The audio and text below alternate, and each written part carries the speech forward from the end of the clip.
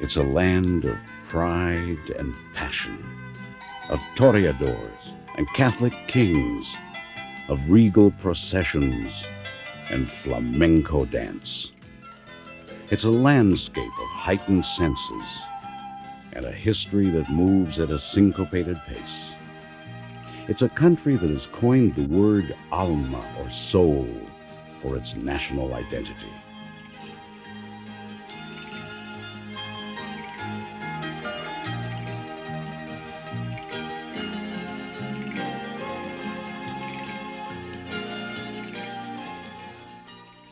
Spain is the second largest country in Europe after France. It covers an area only slightly larger than the state of California. Bordered by the Atlantic Ocean and Mediterranean Sea, Spain's southernmost tip is only 8 miles from Africa. It also includes the Canary and Balearic Islands. Spain shares the Iberian Peninsula with Portugal and is separated from France by the Pyrenees, whose average height is even greater than that of the Alps. Spain has attracted a steady procession of foreign occupants: trading Phoenicians, blue-eyed Celts from the north and Iberian tribesmen from the south, invading Romans, Visigoths, and Moors. It's also been the battleground for some of the bloodiest internal strife in history, from the Spanish Inquisition to the Spanish Civil War in the 1930s.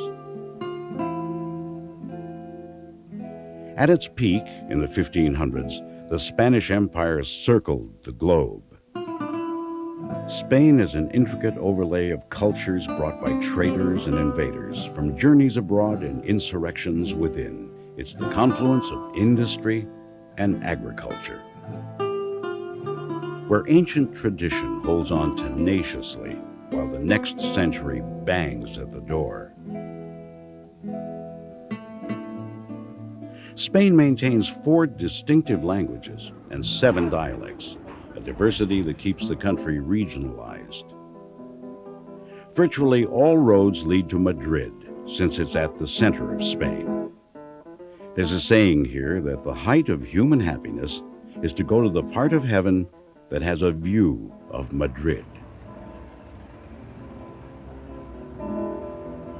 Barajas, Madrid's international airport, services an extensive network of domestic flights. Madrid has been the capital of Spain since 1561. Prior to that time, it was nothing more than a fortress, a no-man's land that divided north from south. Today, Madrid is one of the most kinetic cities in Europe, while still paying homage to its past. There are monuments to Cibeles, the goddess of fertility, and Neptune, protector of the seas. The city's main arteries radiate from the Puerta del Sol, which is at the center of Madrid. All distances in Spain are measured from the plaza as a 0 point. Madrid has the country's largest bull ring, with a bullfight museum next door, and a modern soccer stadium where the famed home team Real Madrid plays. The royal palace, called the Palacio de Oriente, is so extravagant that Napoleon claimed his brother Joseph, then King of Spain, had better lodgings than Napoleon's own at Tuileries. Designed by Italian masters Sacchetti and Sabatini, the palace is decorated with art and artifacts by some of the most gifted talents in history: Goya, Bernini, Caravaggio, El Greco, Rubens, and Velázquez.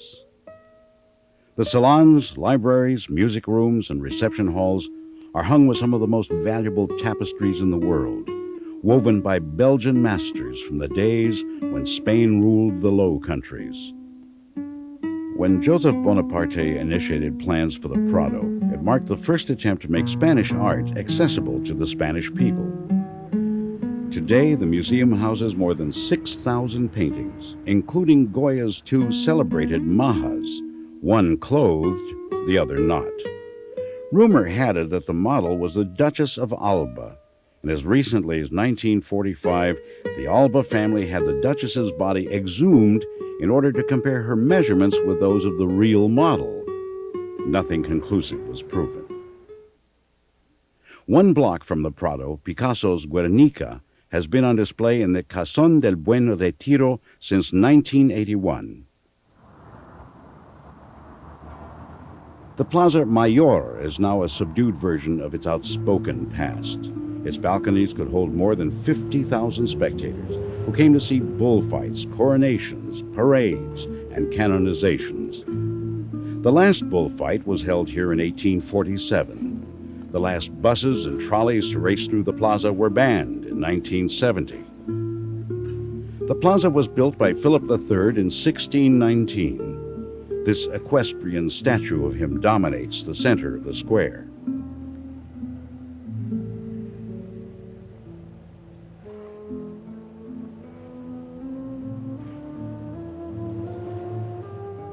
Besides festive events, the plaza was a forum for auto da fe, the burning of heretics, one of which was such a popular spectacle that enough nobles turned up to fill all 476 balconies. The Calle Cuchilleros, the Street of Knives, is just down the stairs at the end of the plaza. It is famous for Sobrano de Botins at number 17. Ernest Hemingway immortalized this address in his novel The Sun Also Rises. It has been a popular haunt ever since. With only 5 million residents, there's one bar for every 600 people in Madrid. On the Calle Cuchilleros, there's an abundance of little bars spilling music and the smell of red wine into the air. It's also the place to indulge in some tertulia, as café chat is known. The Spanish day begins with a late breakfast, usually coffee and rolls. Lunch is the big meal of the day. It's enjoyed sometime between 1 and 4 in the afternoon. Supper starts late in the evening. Restaurants are open from 8 p.m., but a Spaniard wouldn't think of sitting down to dine before 10:30.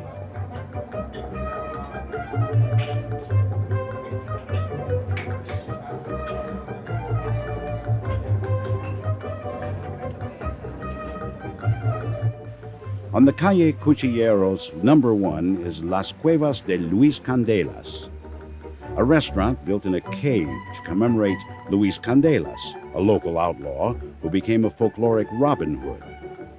It is said that Candelas lived in the caves below the Plaza Mayor.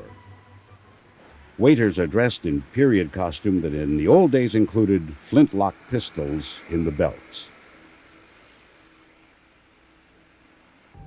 The Parque del Retiro is one of Spain's most popular parks, but it wasn't always that way. From the 17th century until 1868, the Retiro was a hunting ground for the aristocracy. Today it holds much tamer diversions. The Retiro is lined with fountains and statues and hosts everything from an annual dog show to art exhibitions.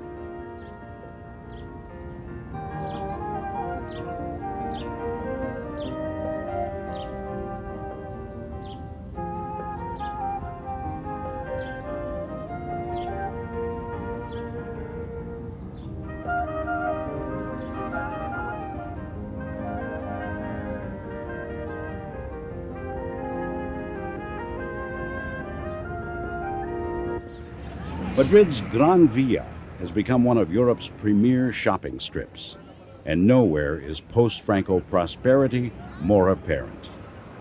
In just one decade, Spain catapulted from being an isolated, repressed culture to sporting some of the most current products of the day. On the Gran Via, there are also some of the most stunning price tags to match.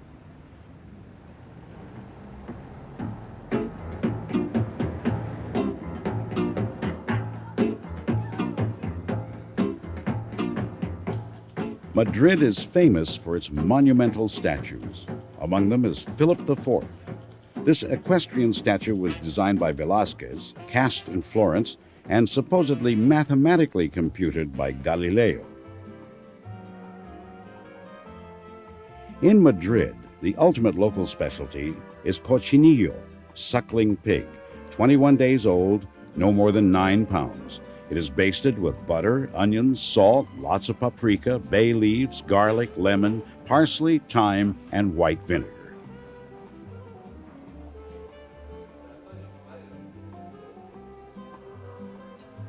Paella, considered the national dish, is a Valencian specialty. It must be cooked in open, shallow pans for best results. There's also gazpacho from Andalusia, the cold tomato and vegetable soup flavored with vinegar. Legend has it that gazpacho was a Roman military ration and that this was the vinegar the Roman soldier gave to Christ on the cross. Barcelona is famous for its large sausages and zarzuela, a hearty fish soup that's more like a stew.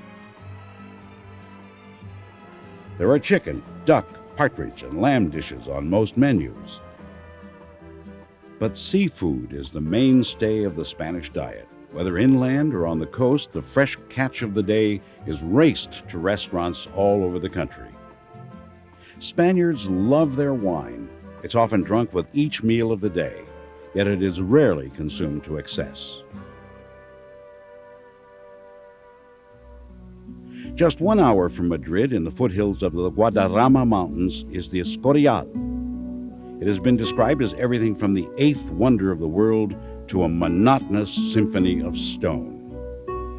This palace monastery was commissioned by Philip II in 1563.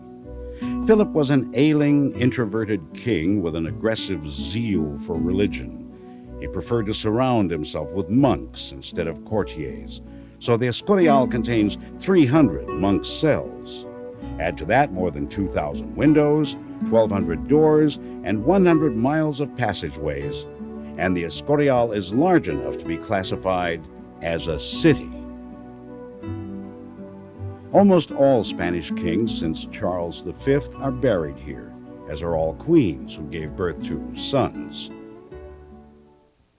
Another side trip from Madrid combines two destinations, Ávila and Segovia.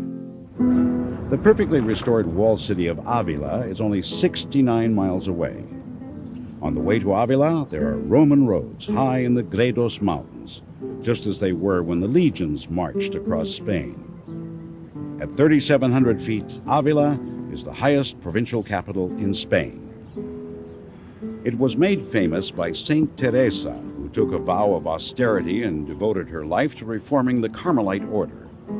She was the daughter of nobles of Jewish ancestry who sent their daughter to a Carmelite convent to protect her from the Inquisition. When Teresa claimed to be having conversations with Christ and insisted that the Carmelites relinquish their servants and their silver, she became very unpopular. Today, monuments to Teresa abound. 1 hour's drive from Ávila is Segovia, perhaps Spain's most poetic city. This intricately planned city is framed between the muscular form of a Roman aqueduct and the graceful pinnacles of the Alcazar. Remnants of the Roman occupation are still in evidence today. The aqueduct measures 2,400 feet long, 102 feet high. Its enormous arches are wide enough to accommodate 4 lanes of traffic. The aqueduct was built without any mortar, and in medieval times it was believed that the devil erected the stones in one night. The aqueduct still brings water from nearby mountain springs to the city.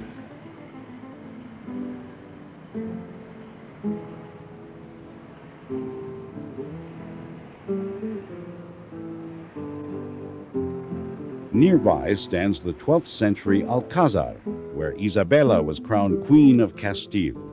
Her marriage to Ferdinand of Aragon united Catholic Spain against the Moorish invaders. The Alcazar is also where King Alfonso the Wise dared speculate that the earth moved around the sun. At that moment, a bolt of lightning is said to have slashed across the sky, and Alfonso swore to repent for his sin by wearing a penitential cord for the rest of his life. All Spanish cities are graced by narrow, winding streets. Pedestrians may have to step into a doorway to allow traffic to pass. Spain hosts a network of hotels called paradors.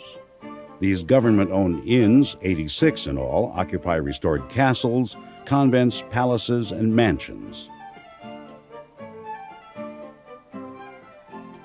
Spaniards have converted relaxation into an art form. American author Washington Irving wrote that here there are two classes of people to whom life seems one long holiday, the very rich and the very poor. One, because they need do nothing, and the other, because they have nothing to do. 43 miles south of Madrid is Toledo.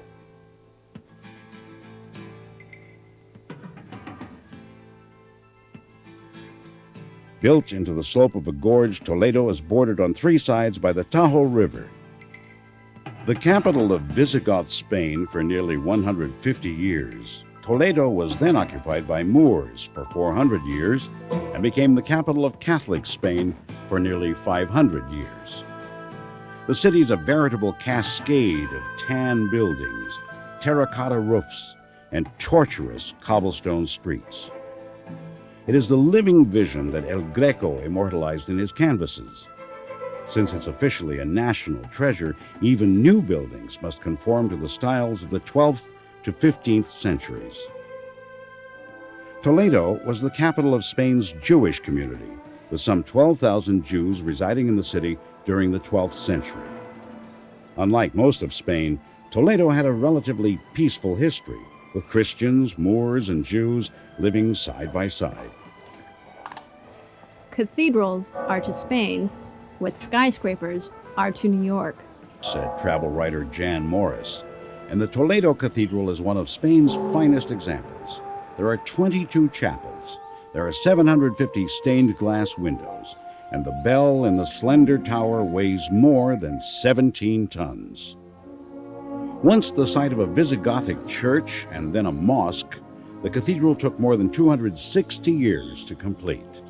It stands as a classic example of Spanish Gothic architecture, with all the vastness and heaviness of the Spanish temperament and Moorish flair thrown in for spice. Nowhere is the Mudéjar overlap of Spanish and Moorish tastes more apparent. Inside are works by El Greco, Bellini, Goya, and Van Dyck. Born Domenikos Theotokopoulos in Greece, El Greco arrived in Toledo more than 400 years ago. The El Greco House and Museum is in an old Jewish quarter. He never actually lived at that address. His home was close by, but the structure is no longer standing. Today, his painting View of Toledo is the model by which all visitors compare the city. Little has changed since.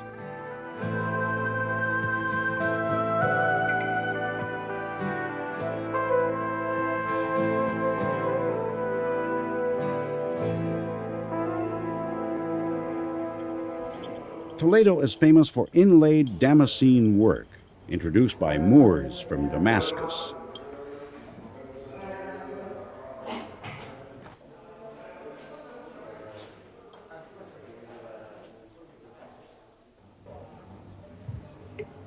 Patterns are cut into copper and filled by hammering in gold and silver wire. It's now called Toledo work.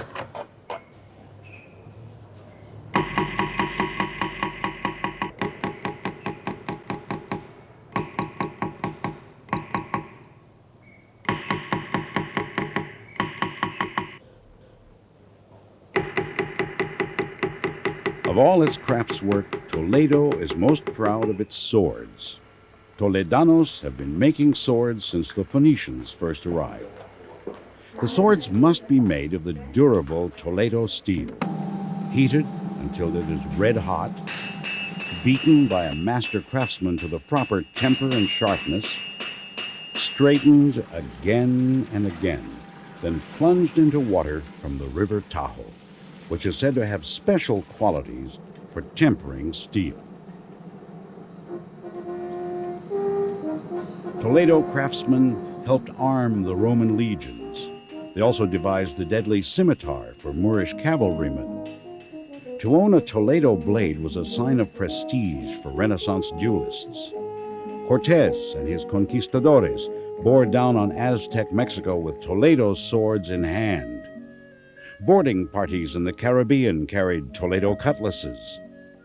Handle grips are still crafted by hand.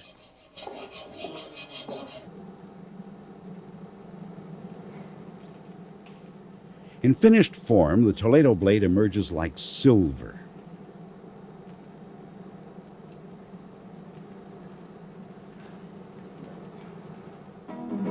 For many people, Andalusia is Spain.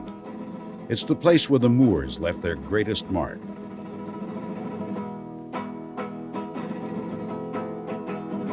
Andalusia is the land of dancing gypsies and clacking castanets, of sandy beaches and olive groves. It's the land of sol y sombra, of sun and shadow, where you can still see donkeys and pack mules padding along, dazzling white houses, live men on horseback, and bullfights. Córdoba was the capital of Moorish Spain. In the 10th century, it was the wealthiest, largest, and most civilized city in all of Europe. Córdoba's only peer was Baghdad, and it was second in size only to Constantinople. The Córdoba Mosque, called the Mezquita, contains a forest of 850 pillars. Marble, onyx, granite, and jasper reflect a spectrum of colors, and the exquisite mosaics of the mihrab, or prayer niche, are testament to the glory of Moorish Spain.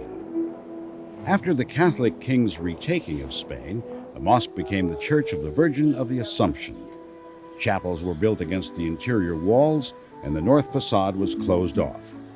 In 1526, Charles V sanctioned a church to be built in the center of the mosque, after which he remarked regretfully that the builders of the cathedral had destroyed something unique in order to construct something common. The Moors built a renowned university that fostered the study of philosophy, science, and agriculture. They introduced Europe to sugar, eggplant, oranges, and watermelon. They brought the oval guitar and kettle drums, Arabic numerals, algebra, and, of course, paper. Today, Córdoba is renowned for its silversmiths and leather craftsmen.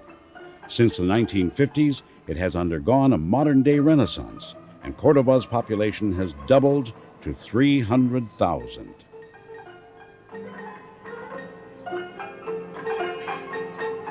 The Bullfighting Museum contains memorabilia of the greatest matadors of all time, El Cordobés, Lagartijo, and Manolete, who was killed in the ring in 1947. The old Jewish quarter is a small reminder of a large part of Spain's past. The Jews, who had been savagely persecuted by the Visigoths, helped the Moors conquer Spain. They were allowed to flourish under the Caliphate and produced outstanding leaders, such as Maimonides, physician, philosopher, and codifier of the Talmud. The most festive and flirtatious city in Andalusia is indisputably Seville. It's no wonder it was chosen to host the world's biggest party, the 1992 World's Fair, called the Age of Discovery. Even Saint Teresa admitted that anyone who could escape Seville without sinning was ahead of the game. Of the people in Seville, it is said they have three occupations: to dance, to fight bulls, and to go to church. Cervantes is believed to have conceived Don Quixote while he was a guest at the Seville prison. Don Juan pursued his amorous interludes in the mansions of Seville. Seville has inspired four great operas: Don Giovanni, The Marriage of Figaro, Carmen, and The Barber of Seville. Don Jose met his Carmen by the old tobacco factory. He was lured by her siren's charms, only to be destroyed by passion. Then there was the cunning Barber of Seville, who snipped his way into other people's business. although it is possible to just get a haircut in Seville.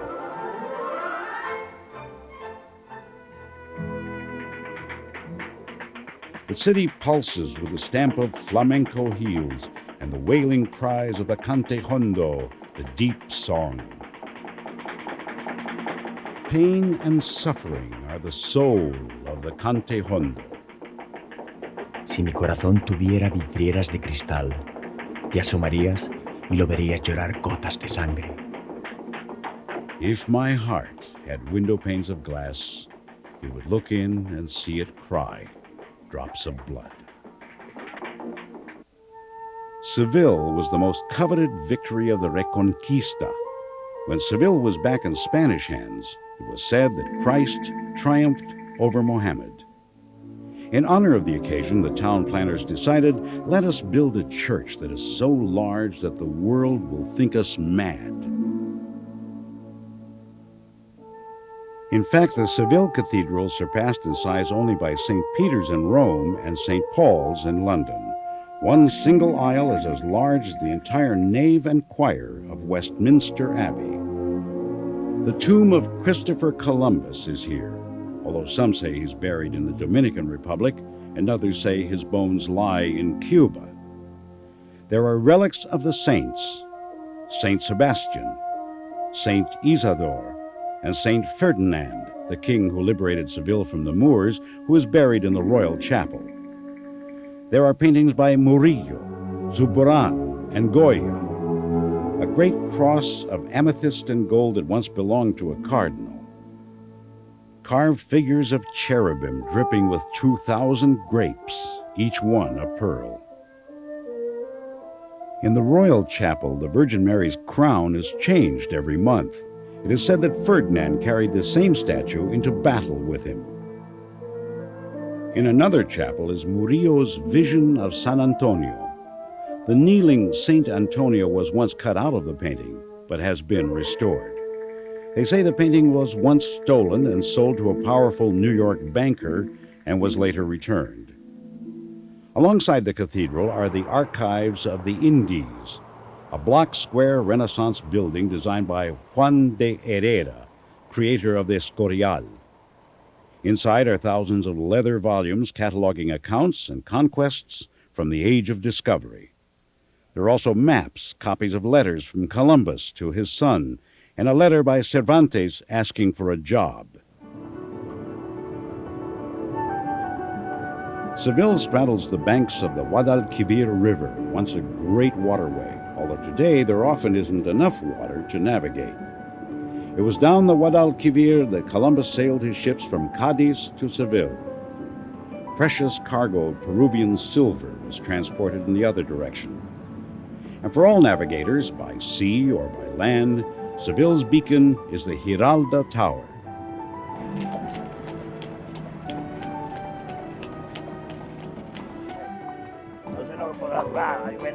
One rewarding way to see Seville is by horse-drawn carriage, with a guide to point out places of interest.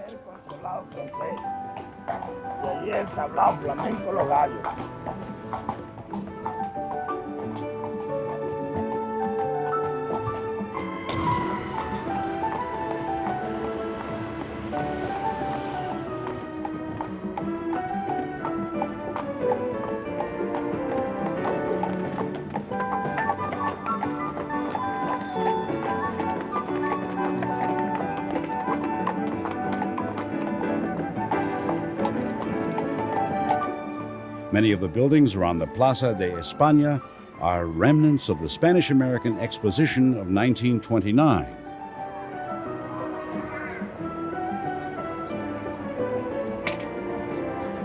The small moat is a popular course for novice rowers, and ceramic crests of all the provinces of Spain line the walkways.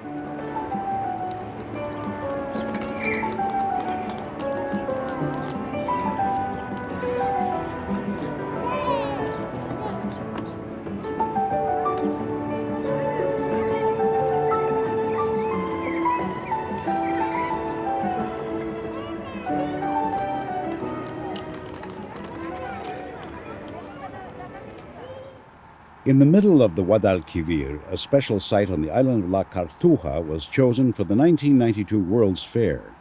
More than 350,000 trees and shrubs were transplanted to give shady relief during the scorching summer months of the fair, and several new bridges were built to cross the river to the fairgrounds. The expo is just one example of the new industry, commerce, and jobs coming to Andalusia. Traditionally the poorest area of Spain, Andalusia is now the fastest growing region in the country.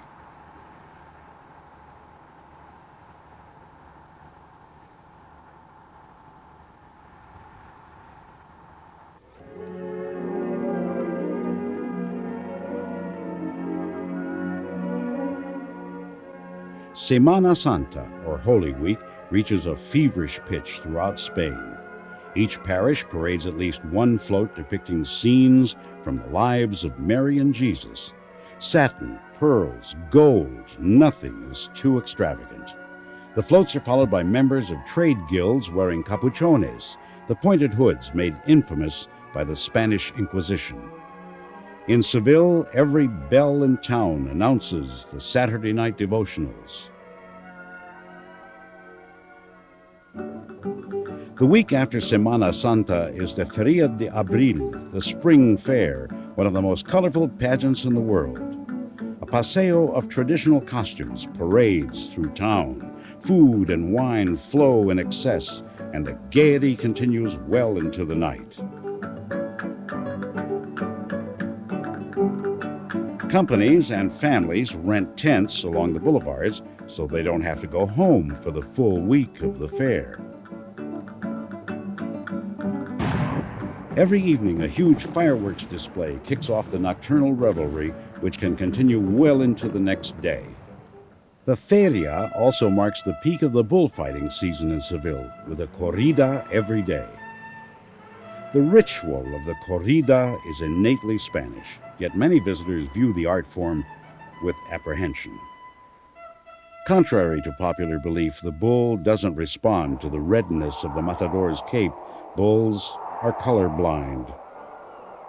The special orange sand of Seville is exported to bull rings worldwide. It is favored by matadors because it doesn't raise dust.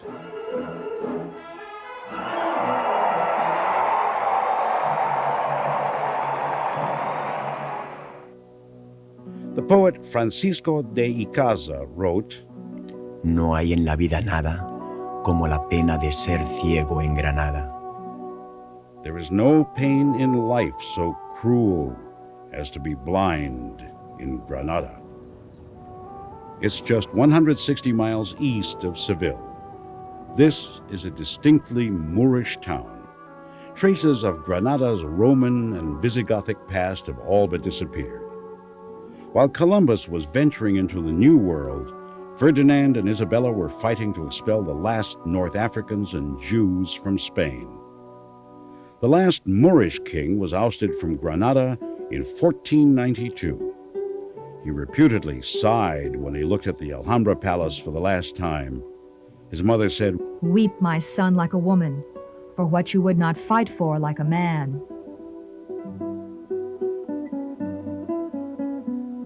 When Ferdinand and Isabella finally conquered Granada, the whole of Spain was in their hands.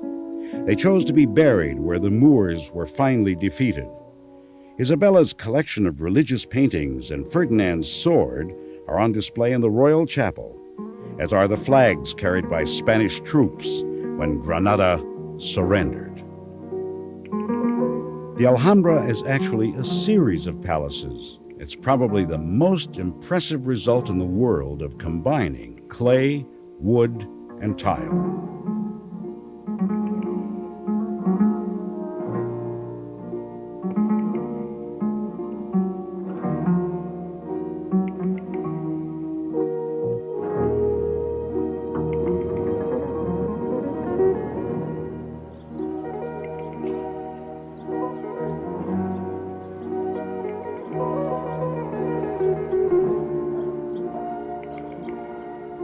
The Alcazar is the oldest part. Originally, it was a fortress whose bells warned of approaching danger and signaled times for irrigation.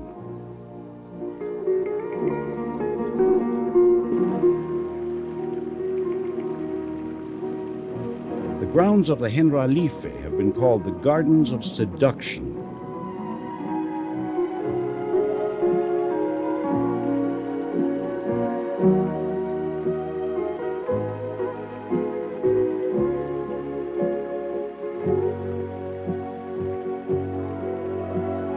The Alhambra once had 30 towers, some of them ornate palaces. Charles V, who had already allowed the alteration of the Córdoba mosque, tore down a portion of the Alhambra to make room for his grand Renaissance palace. The Alhambra suffered further desecration during the Napoleonic invasions.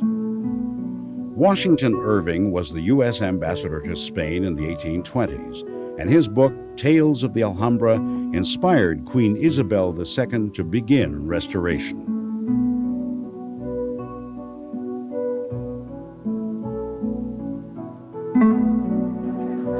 The patios and towers are poetically named the Court of the Myrtles, the Court of Lions, the Hall of Ambassadors, the Hall of the Two Sisters, and the Room of Secrets, which might better be named the Room of No Secrets, since the acoustics make the slightest whisper audible. The snow-peaked Sierra Nevada are within 1 hour's drive of the city.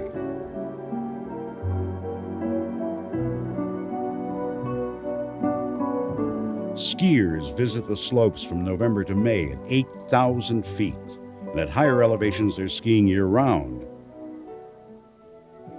The Moors introduced agricultural products found previously only in the Orient, the Middle East, and North Africa. Today, Spain is self-sufficient in that holy trilogy of wheat, wine, and olives. But some 60% of Spain has never been cultivated, and geographers say that half the soil of Andalusia has blown into the sea.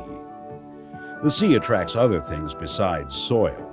The Costa del Sol is one of the biggest draws for visitors to Spain and covers more than 180 miles of Mediterranean coast.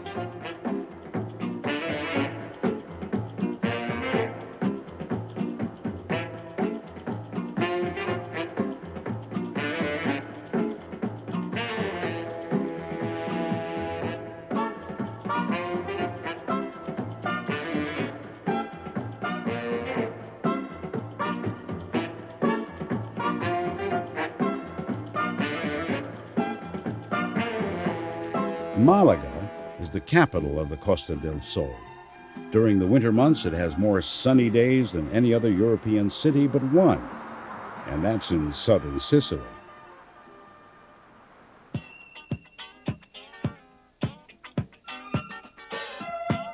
It also generates a lot of heat at night.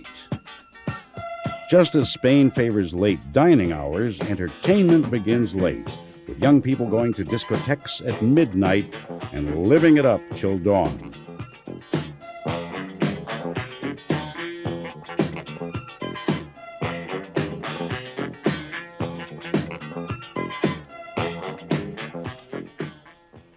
The Costa del Sol is a popular stopover for sailors. The flags of many nations fly from luxury yachts and sailboats in harbors all along the coast.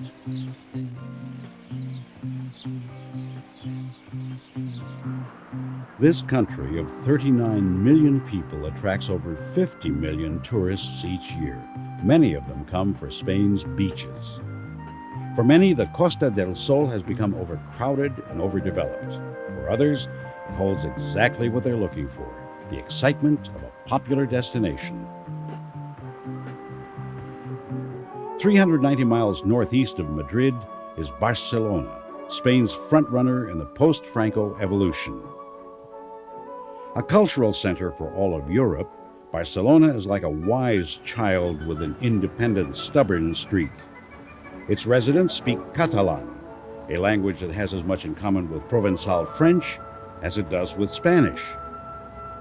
This is the capital of Catalonia province, and it's been at odds with Castilian Spain for centuries.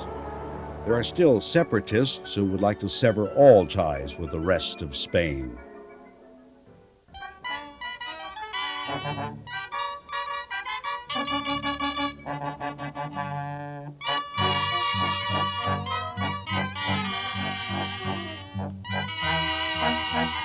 The Sardana, the signature dance of Catalonia, is a community event. The joined hands of the dancers symbolizes the struggle to keep the Catalan language and customs alive. Franco was so threatened by its message that he outlawed the Sardana in public squares. Today, it is performed in front of Barcelona's cathedral.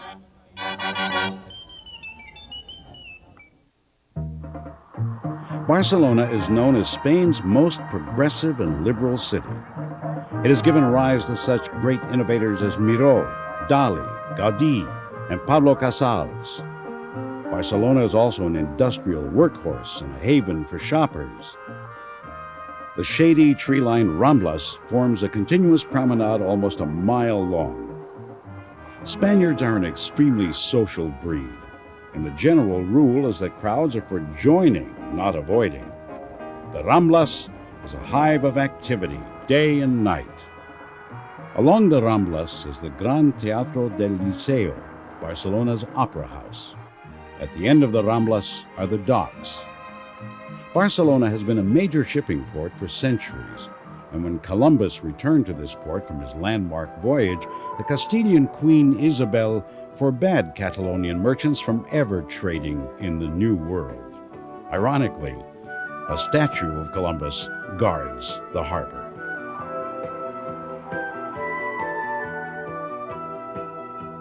High on the hill of Montjuic is an amusement park, open green spaces, and a congregation of museums. There's an archaeology museum, a museum devoted to Catalan art and ceramics, and a museum devoted to famous native son Joan Miró. Miró's career spanned more than 70 years, and this collection traces his artistic development.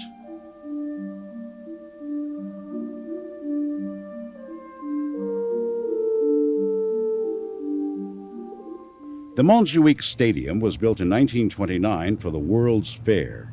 There were high hopes that the stadium would be the site for the 1936 Olympics, but Berlin was the victor in that competition. After another unsuccessful bid in 1972, Barcelona was finally chosen to host the Olympics in 1992. Barcelona also celebrates the art of Pablo Picasso. The world's largest collection by one of the 20th century's greatest and most influential artists is on display in a 14th century palace.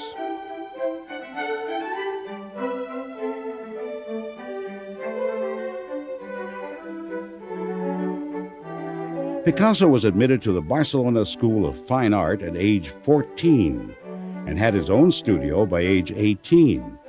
He is hailed as a master of the classic, neoclassic, impressionistic, cubist, and surrealistic schools.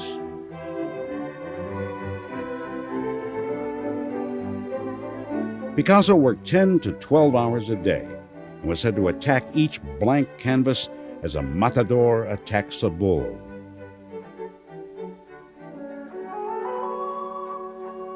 Spanish architect Antonio Gaudí was one of the founding fathers of modernism and left the major body of his work in Barcelona. The dripping, biomorphic shapes of Gaudí's buildings are as avant-garde today as they were at the time their construction began. Gaudí had an almost maniacal avoidance of all flat surfaces, said one critic. It's apparent in the Casa Milà apartment house,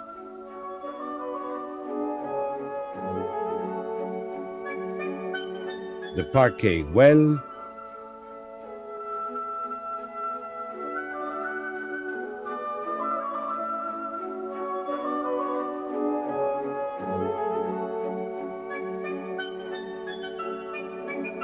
and the Church of the Sacred Family. Begun in 1882, Gaudí expected La Sagrada Familia to take 200 years to complete.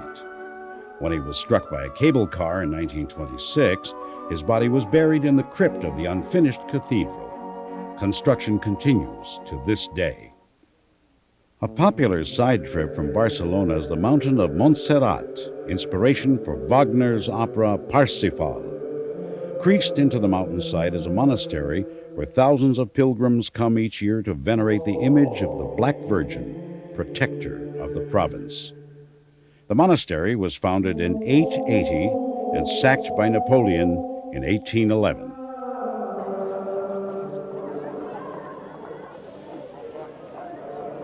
Today, some 300 Benedictine monks tend the shrine, work the ceramic and goldsmithing shops, and distill aromas de Montserrat, an herbal liqueur sold in the snack bar. Northeast of Barcelona is the Costa Brava, a 130-mile strip of rocky beaches and fishing villages.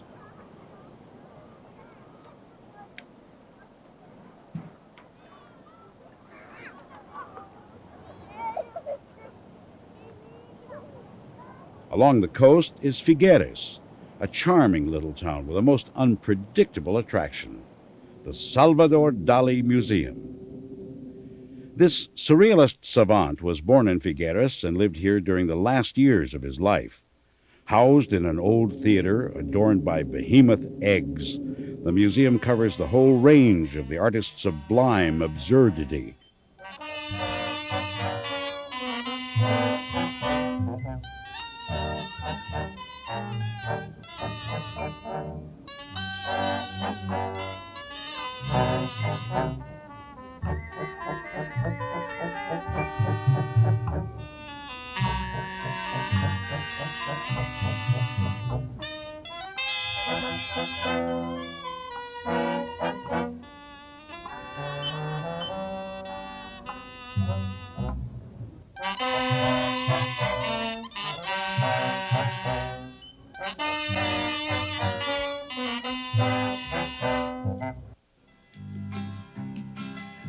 Spain is a country of contrasts. It has evolved from the crossing of cultures and from the diversity of its landscapes.